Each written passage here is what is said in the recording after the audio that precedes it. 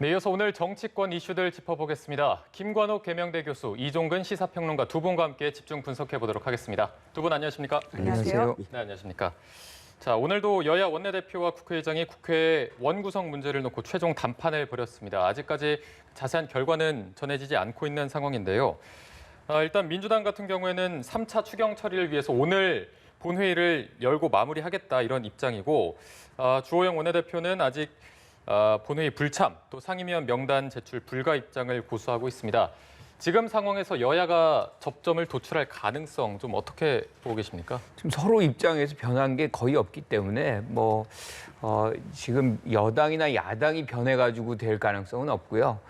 박 의장이 스스로가 이제 결단을 내려서 원 구성을 이제 강행을 하게 되면 할 수 있지 않나. 그런데 박 의장 같은 경우도 지금 무리한 수를 지금 두기 굉장히 거부를 하고 있는 것 같아요. 그러다 보니까 계속 늦어지고 있는데 저는 그래서 한 번 더 기회를 주지 않을까. 그래서 월요일 정도 오전까지 이 통합당에게 명단 제출을 요구하고 그때까지도 제출이 안 된다고 하면 아마 다음 주 월요일 오후에는 원구성을 해서 3차 추경까지 들어가야만 하는 거 아닌가.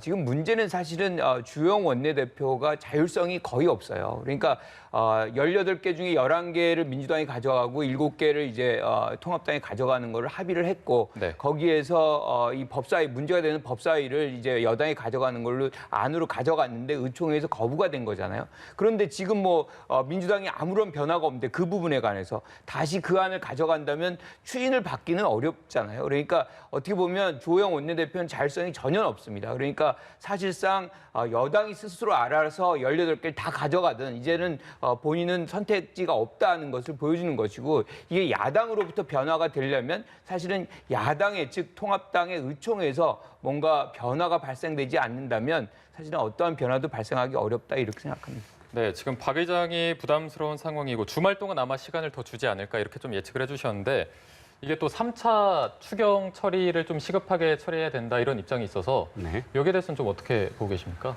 일단 3차 추경이 급한 건 여당 입장일 테고요. 그리고 또 야당 입장에서는 지금 교수님께서도 말씀하셨지만 더 이상 무엇을 할 수 있는 것이 없어요. 배려밖에 없거든요.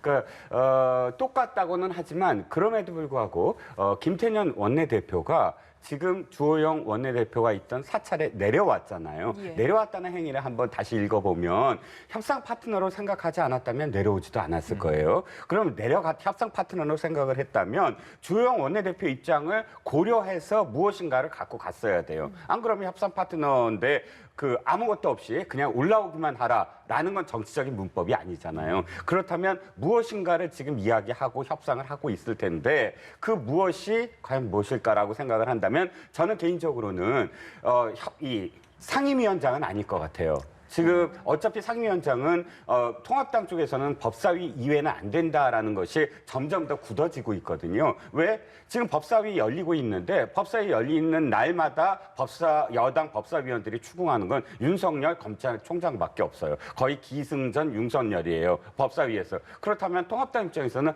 그래서 법사위원장을 그렇게 고집했구나라고 지금 판단을 내리고 있거든요. 통합당 입장에서는. 그러니까 법사위를 안 준다면 어차피 똑같은 것이고 그렇다면 혹시나 한 가지, 그러니까 주호영 원내대표가 재신임을 얻고 그다음에 저쪽 상대 당에 지금 요구한 것이 국정조사잖아요. 근데 그것도 사실 들어줄 가능성은 없어 보이지만 네. 그럼에도 불구하고 만약 타결이 된다 그러면 국정조사 두 가지 중에 한 가지를 받아들인다. 그러면 아마도 타결이 가능할지도 모르겠습니다. 네. 지금 오후 박 의장과 여야 원내대표 회동에서 박병석 의장이 법사위 관련한 중재안으로 뭔가 협상을 시도하고 있다라는 얘기도 들리는데 이거는 뭔가 타결 가능성은 없다라고 보십니까? 저는 거의 없다고 봐요. 여당이 만약에 법사위를 야당이 원하는 것처럼 또는 다른 이 여당 내부에서도 일부 나오는 것 중에 쪼개가지고 역할을 주고 등등의 것이 있는데 문제는 그럴 거였으면 벌써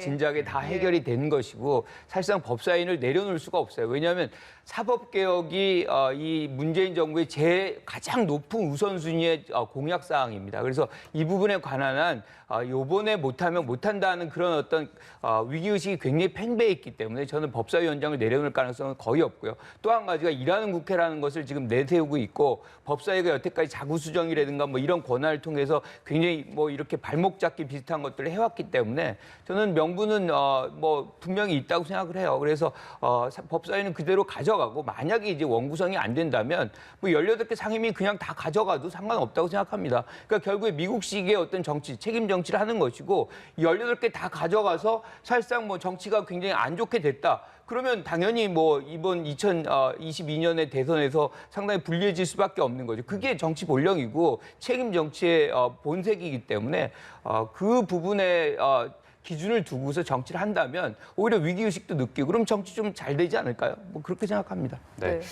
그리고 앞서 또 국정조사를 조금 언급해 주셔서 이 부분에 대해서는 좀 어떻게 생각하고 계십니까? 그러니까 국정조사를 지금 왜 이제 이 얘기가 나온 거냐면 존 볼튼의 얘기를 갖고서 이제 시작된 거잖아요. 그러니까 존 볼튼의 자서전 속에서 결과적으로 이 대북 정책이라든가 뭐 이런 과정 속에서 도대체 이 북미 정상회담이 어떻게 해서 이루어지고 뭐 이런 것들에 뭐 뭔가 오류가 있는 거 아니냐 뭐 이런 차원에서 예컨대 지금 이 국정조사를 얘기를 하고 있는데 이 북핵 문제는 지금 진행형이거든요. 이걸 갖고서 굉장히 사실 어떻게 보면 지금 존 볼튼 스스로도 많은 문제를 사실 끄집어낸 거거든요. 그리고 그것이 국익에도 도움이 안 되고 미국에서도 굉장히 우려가 굉장히 큰데 지금 국정조사를 해가지고 이 상황을 더 어지럽힌다. 그리고 지금 북한과의 어떤 협상이라든가 그리고 한미의 어떤 공조라든가 이런 부분에서도 부정적 영향이 간다 그러면 이거는 뭐 국익에 분명히 위에 요소가 되는 것이지 이게 긍정적인 요소로 작동을 할 것 같지는 않아요. 그래서 저는 여당이 지금 이 부분에 관한 국정조사를 받을 가능성은 거의 없다고 봅니다. 그래서 국정조사도 그렇고 상임위도 그렇고 원칙적으로 무엇이 국익에 준하는 것인가의 기준을 두고 정치를 하면 될 것 같습니다. 네, 일단 두 분 모두 오늘 뭔가 본회의가 열릴 가능성은 낮게 보고 계신 것 같아서 상황을 좀 지켜보도록 하겠고요. 조금 전에 이종근 평론가께서 요즘 법사위가 기승전 윤석열이다라고 이야기를 해주셨는데 최근에 추미애 장관과 윤석열 검찰총장이 꽤 강하게 부딪히고 있는 것 같습니다. 저희가 관련해서 영상을 하나 준비를 했거든요. 함께 보고 오시죠.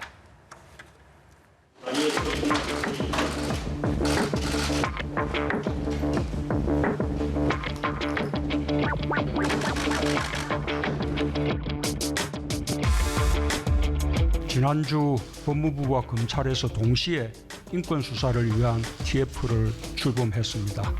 인권수사 원년으로 만들겠다는 각오대로 서로 협력하면서 과감한 개혁 방안을 마련하여 자기의 편의적으로 조직을 이끌어가기 위해서 법기술을 부리고 있다 하는 점 대단히 유감으로 생각하고요. 차라리 그냥 지휘하지 않고 장관의 말을 겸허히 들으면 좋게 지나갈 일을 새삼 지휘랍시고 해가지고 일을 더 꼬이게 만들었어요.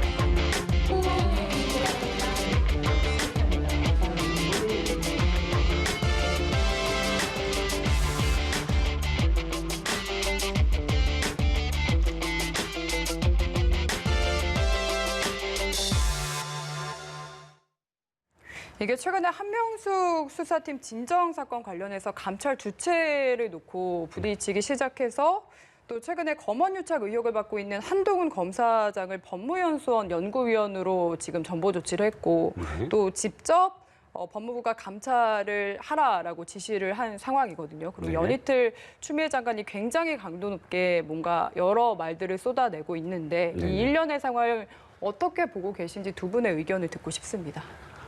일단 지금 추미애 법무장관은 두 가지로 볼 수가 있죠. 하나는 법무부 장관으로서 지휘권을 발동하고 있다라는 행위적인 측면, 또 하나는 여러 경로를 통해서 매일같이 거기에 대해서 자신의 견해를 쏟아내고 있다. 이 두 가지가 좀 분리돼야 될 것 같은데 왜 분리돼야 되냐면 앞에 부분이 만약 정당하다면 정당하게 가면 되는 거예요. 그런데 그것을 굳이 정치적인 해석을 덧붙이면서 첫 번째 초선 의원들 앞에서 이렇게 생각을 해보시죠. 어떤 조직이 있습니다. 그런데 이 조직의 수장이 자신의 영을 받아야 될 사람이 영을 받지 않는다고, 명령을 그대로 받지 않는다고 전혀 다른 조직 앞에서 흉을 보거나 혹은 어떤 그 잘못됐다고 이야기하는 것이 수장으로서의 리더십에 정말 합당한 그런 발언들이냐라고 저는 지적하고 싶어요. 초선 의원들 아니에요. 국회예요.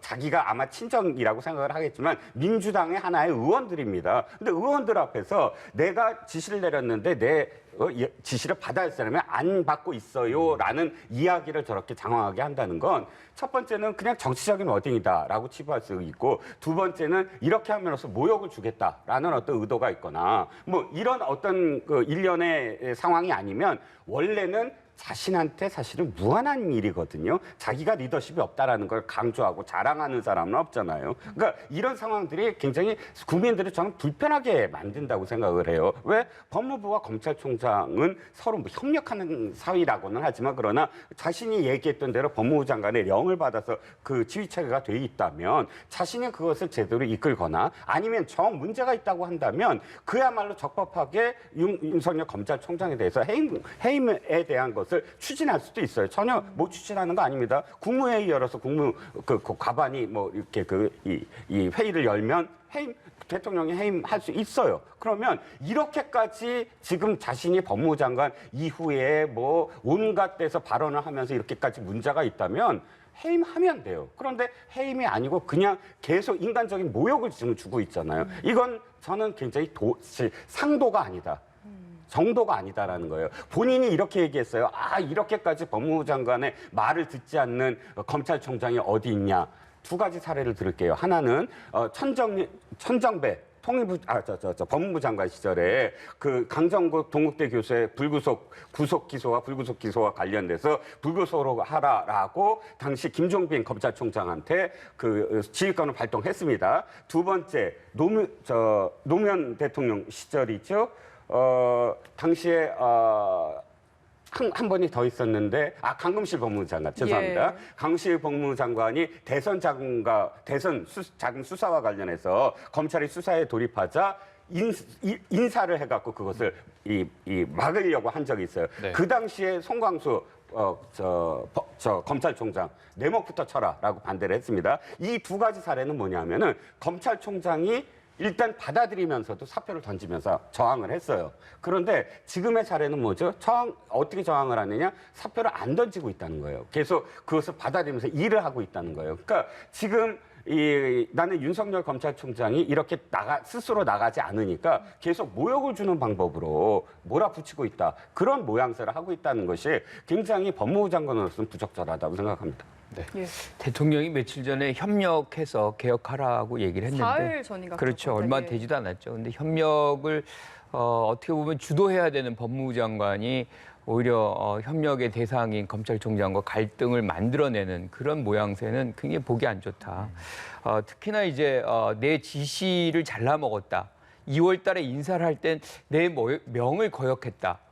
이건 저는 굉장히 중요한 말들이라고 생각해요. 그러니까 우리가 검찰개혁에서 굉장히 중요한 대상 중에 하나가 상명하복, 이 상명하달의 어떤 그 수직적 문화를 개선시켜야 된다는 것들이 많이 지적이 되고 있는데, 정작 그 개혁의 주체라고 얘기하는 추미애 장관이 이런 어떤 상명하달의 어떤 문화를 계속해서 지금 활용을 하고 있는 이런 것은 좀 방향성이 틀린 거 아닌가, 이런 생각을 해볼 수밖에 없는 것이고요. 또 한 가지가 지금 초선 의원들 앞에서 하는 그런 행태는 거의 당대표의 모습을 그대로 보여주고 있는 것 같아요. 정치인이 아니라 법무부 장관이라는 것을 분명히 유념을 해야 되는 것이고요. 그런데 이 부분에 윤석열 총장도 좀 문제가 있다고 생각을 해요. 왜냐하면 사실은 이 한동훈 이 지검 검사장이죠. 측근이라는 건 온 세상이 다 아는데 관련해서 검사장 회의가 계속 있어왔고 소집 예정이 있었거든요. 그거를 이제 예컨대 이 자문단을 이제 소집을 해가지고 거기에서 문제를 해결하게 하는 것은 측근 감싸기라는 것을 이렇게 좀 의혹을 살 수밖에 없는 것이거든요. 오히려 측근이라고 한다 그러면 저 같으면은 오히려 감찰을 오히려 요청을 해서 정정당당하니 검찰을 다 바꾸셔도 문제가 없으면 그대로 뭐 업무를 수행할 수 있는 거 아니에요? 그런데 이제 그런 꼼수 비슷한 것들을 하니까 오히려 그것이 빌미가 돼서 추미애 장관이 이런 이 직접적인 어떤 뭐 압박을 행사하는 것을 명분을 준 꼴이 돼버렸다. 그래서 저는 추미애 장관도 문제고 윤석열 총장도 이 부분에서 뭐 문제가 있다라고 보는 거예요. 그래서 두 분 다 사실상 자신의 것을 좀 내려놓고 협력하는 것들이 좀 필요한 상황이 아닌가 이렇게 생각합니다. 네, 뭐 지금 여권에서는 뭐 검찰의 수사 행태를 강조하고 있고 야당에서는 장관 교체를 요구하는 목소리까지 나오고 있습니다. 이런 가운데 통합당 김웅 의원 검찰 출신이죠. 뭐 직권남용죄로 단죄를 받을 것이다 이렇게 강조하기도 했습니다. 그런데 법무부가 하위 관청 지휘를 위한 훈령인 감찰 규정에 근거한 조치다. 규정에 근거한 조치다 이렇게 말했거든요. 여기에 대해서는 어떻게 보십니까? 일단 뭐 현직 고위 검사를 이렇게 감찰한 건 2017년도 이후 처음이죠. 2017년도 이영렬 중앙지검장하고 그다음에 당시 법무부 검찰국장하고 돈봉투 회식 사건 때 그것을 이제 감찰한 이후에 처음인데 그것과 또 다르죠. 이 부분은 어찌됐든 지금 검찰이 이 심의위원 자문위 이 수사 자문위를 통하겠다라고 했는데도 불구하고 감찰을 뭐 지금 지휘했습니다. 중요한 건 이 수사 지휘권 또는 오늘 그 수사심의위원회 이런 것들이 언제 어떻게 만들어졌냐예요. 언제 만들어졌냐면 문무일 검찰총장 때 만들어졌고 또 이 정부에서 만들어졌어요. 왜 만들어졌냐면 검찰 개혁 때문에 만들어진 거예요. 검찰이 지금 독단적으로 언제나 수사하는 부분에 대해서 견제하거나 또는 그것을 또 제어하거나 그런 어떤 과정이 없다. 투명한 과정이 없다. 그래서 외부에 또 이 학계나 혹은 여러 가지 어떤 그런 이 권위 있는 사람들을 동원해서 이 사람들로 하여금 다시 한번 이런 어떤 과정을 지켜보자 하고 만든 것이거든요. 그것이 뭐 불법적이거나 혹은 어떤 뭐 꼼수라고 표현하지만 우회적으로 어떤 영향력을 미칠 수 있는 그런 것이었다면 충분히 욕을 먹을 수 있겠지만 지금 현재 당시에 그 대검 간부들과 중앙지검 간부들을 모아놓고 이게 어떠냐 했을 때 대다수의 그 간부들이 이건 사실 이 혐의를 적용할 수는 없다. 실질적으로 이렇게 이야기 나온 것을 굳이 라인으로 얘기하면 추미애 라인으로 뭐 일컬어지는 지금 이성윤 중앙지검장 쪽에서 굳이 이걸 그냥 이 드라이브를 거니까 그렇다면 객관적으로 하자. 하지만 수사팀한테 한 번 더 기회를 줬어요. 소명해라. 근데 수사팀이 불응했어요. 그러니까 알았다. 그러면 자문단으로 가자라고 한 것을 두고 꼼수라고 표현하는 것도 저는 그렇다면은 이것도 역시 자승자박이죠. 왜? 그런 꼼수들은 다 이 정부에서 검찰개혁 때문에 다 만들어진 어떤 그런 그 단계들이거든요. 그걸 왜 검찰개혁이라고 만들어 놓고 그걸 또 꼼수라고 하는지 자충수다라고 표현하고 싶은 거죠. 네. 근데 수사 자문단을 이렇게 적용시키는 경우는 사실 어떻게 보면 굉장히 약하고 뭔가 이렇게 좀 보호를 받아야 되는 그런 사람들에게 적용이 되는 것이지 지금 한동훈 검사장 같은 경우는 뭐 최측근에다가 이 검찰에서 가장 강력한 영향력이 강한 분인데 굳이 그런 어떤 보호를 받아야 될 필요성이 있나요? 이제 그런 것들이 측근 감싸기로 비춰질 수 있다는 거죠. 그래서 측근이라고 하면 더 어려운 상황에서도 본인의 어떤 뭐 명명백백함을 깨끗함을 좀 보일 수 있는 그런 자세가 필요한 거죠. 네. 교수님 말씀을 제가 너무 공감합니다. 바로 공감하는 게 옛날에 그러니까 민정수석이셨고 또 법무부 장관까지 하시고 이런 분의 가족과 이분의 뭐 그 수사에 대해서 늘 말씀하시는 게 그랬잖아요. 인권을 중요시한다고. 그런데 살아있는 권력들에 대한 인권에 대해서 지금까지 거의 적시하고 있지 않나요? 지금 한동훈 검사장을 한번 예로 들어보면 한동훈 전 검사장이 지금까지 칭송을 받았던 부분이 박근혜 전 대통령, 이명박 전 대통령, 또 이재용 삼성 부회장 구속 지휘를 했고 수사로 사건을 했었습니다. 그리고 이런 부분과 관련해서 정말 원칙적인 수사를 했다고 박수를 친 사람들이 지금의 민주당 의원들이에요. 그런데 한동훈 검사장이 측근이라고 해서 지금 계속 이렇게 되는 그 시점이 어느 시점부터냐면 조국 전 장관 수사 때부터예요. 그러니까 지금 보면 뭐냐면 조국 전 장관을 수사한다든지 한명숙 전 총리에 대한 감찰에 대한 문제라든지 유시민 이사장에 대한 언급이 있었다든지 하는 현 정권과 이렇게 해서 저렇게 해서 연관된 사람들의 수사에 대해서 인권을 이야기하고 수사에 대해서 검찰 개혁을 이야기한다는 건 형평성이 없는 거 아닙니까? 네. 자, 저희가 뭐 하실 말씀이 많으시겠지만 여기서 좀 정리를 해보고요. 다음 사안도 한번 짚어보도록 하겠습니다.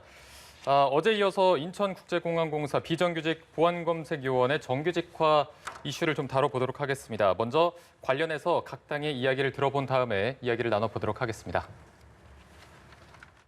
인천공항 비정규직 보안검색 노동자들의 정규직 전환을 두고 미래통합당과 일각에서 비정규직 대 취업준비생이라는 을과 을의 싸움으로 갈등을 부추기는 흐름이 나타나고 있습니다. 매우 안타깝고 우려스럽습니다. 특히 사실관계를 비틀거나 왜곡된 내용을 섞어서 정치 공세 소재로 삼아서 갈등만 증폭시키고 문제를 풀 수 없도록 몰아가서는 안 됩니다. 청년들은 보안 검색 업무의 정규직화와 근무 여건 개선을 탓하는 것이 아닙니다.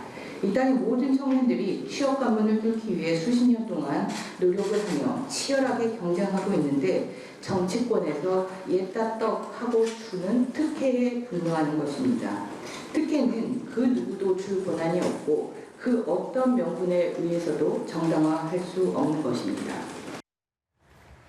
네, 인천국제공항공사 비정규직의 정규직화 논란 요즘 계속해서 뜨겁게 달구고 있습니다. 지금 민주당 같은 경우에는 사실 어제까지만 해도 좀 말을 삼가는 입장이었는데 오늘은 또 입장을 바꿨습니다. 어떤 것 때문에 그 이유를 파악하고 계십니까?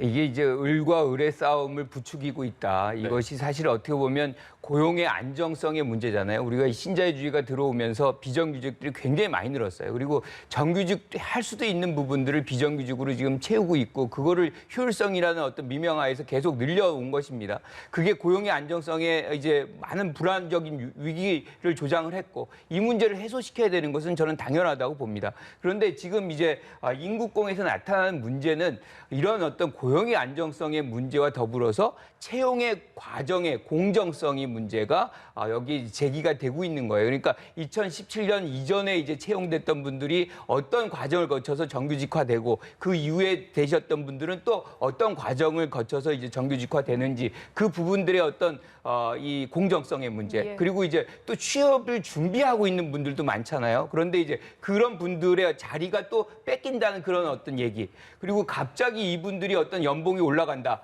뭐 이런 부분들의 얘기들이 많이 나와 있어요. 그런데 그 연봉 얘기만 하면 사실은 뭐 이분들이 정규직화 돼가지고 올라가는 인상분은 연에 한 200만 원 정도라 그러더라고요. 굉장히 이제 사실은 미미한 상황이고 고용의 안정성에 주력을 하는 그런 부분인 것이고 지금 정규직은 한 연봉 평균이 한 8천만 원이 넘어가는데 이분들은 한 3,800만 원 거의 절반 수준도 안 되는 그런 상태에 있어요. 그래서 그렇다고 해서 이분들의 어떤 예컨대 연봉이 갑자기 올라가거나 그런 건 아니라는 거죠. 그래서 저는 이 공사가 일단은 지금 이 상황 속에서 이 정규직화에 되는 과정에서 어떤 것들이 변화되는지 그리고 추후에 어떤 취업의 어떤 계획에 어떤 영향을 주는지 영향이 없으면 영향이 없다는 식으로 이 공사 자체가 이 부분에 대해서 명료하게 홈페이지에 그런 것들을 좀 실어서 이런 논란거리들이 좀 없어져야 되는 건 아닌가. 그래서 먼저 이렇게 이제 채용이 된 분들과 지금 채용되신 분들